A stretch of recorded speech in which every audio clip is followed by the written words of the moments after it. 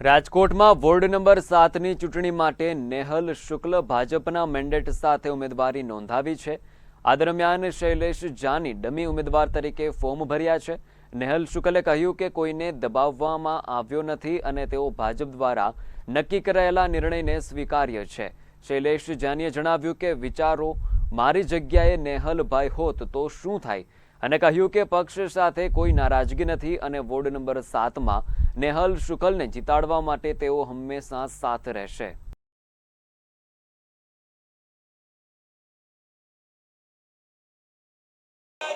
એટલે પાર્ટી પોતપોતાની રીતે વિચાર કરીને આપતી હોય છે। જે ભારતીય જનતા પાર્ટીના શીર્ષ નેતૃત્વને સારું લાગ્યું એ મુજબ અમે લોકો વર્તતા હોઈએ છીએ। શૈલેષભાઈ જાની વર્ષોથી મારા સાથી છે। સૌરાષ્ટ્ર યુનિવર્સિટીમાં અમે હતા ત્યારથી અને મારા વડીલ માર્ગદર્શક પણ છે અને સવારે પણ એમનું વહેલું હતું, અધરવાઇઝ હું પણ એમના ફોર્મ ભરવાની વખતે હાજર હતો। નહીં પાર્ટીએ યોગ્ય લાગ્યું હશે શીર્ષ નેતૃત્વને અને એમણે નિર્ણય લીધો હશે। શૈલેષભાઈ મારી સાથે છે અને દબાવી શકે તો એ મારા વડીલ છે, લાગણીમાં એ મને દબાવી શકે। ના ભારતીય જનતા પાર્ટીનો દબદબો હતો અને ભારતીય જનતા પાર્ટીનો દબદબો રહેશે। ખૂબ સરસ વ્યવસ્થા છે। પ્રદેશ સંગઠન અને શહેર સંગઠન દ્વારા આપવામાં આવેલી સૂચનાઓનું પાલન કરવું એ દરેક કાર્યકર્તાની એક ફરજ છે।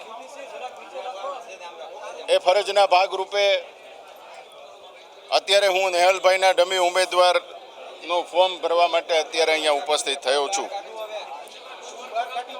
બંને અમે સાથે છીએ, વર્ષોથી સાથે છીએ, પારિવારિક સંબંધો છે। Question doesn't arise. શિક્ષણ ક્ષેત્રમાં અમે વર્ષોથી સાથે કામ કરીએ છીએ। સૌરાષ્ટ્ર યુનિવર્સિટીના પ્લેટફોર્મ ઉપરથી વિદ્યાર્થી કલ્યાણ અને ઉત્કર્ષની ખૂબ મોટી પ્રવૃત્તિ અમે સામૂહિક રીતે કરી છે। ક્વેશ્ચન ડઝન્ટ એરાઇઝ, પરંતુ ક્યાંક ને ક્યાંક પ્રદેશ સંગઠન અને શહેર સંગઠનની સૂચનાનું પાલન એક સંનિષ્ઠ કાર્યકર્તા તરીકે કરવાની એક ફરજ હોય છે। પાર્ટીની એક આચારસંહિતા હોય છે, એ આચારસંહિતાના પાલનની એક પ્રક્રિયા મારા દ્વારા પૂર્ણ કરવામાં આવી છે।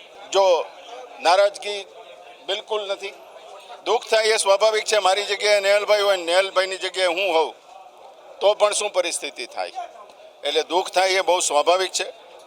પરંતુ નારાજગી બિલકુલ એક પણ પ્રક્રિયામાં, એક પણ નિર્ણયમાં પાર્ટીના કાર્યકર્તા તરીકે ખૂબ સરસ રીતે ભૂતકાળમાં પણ કામ કર્યું છે।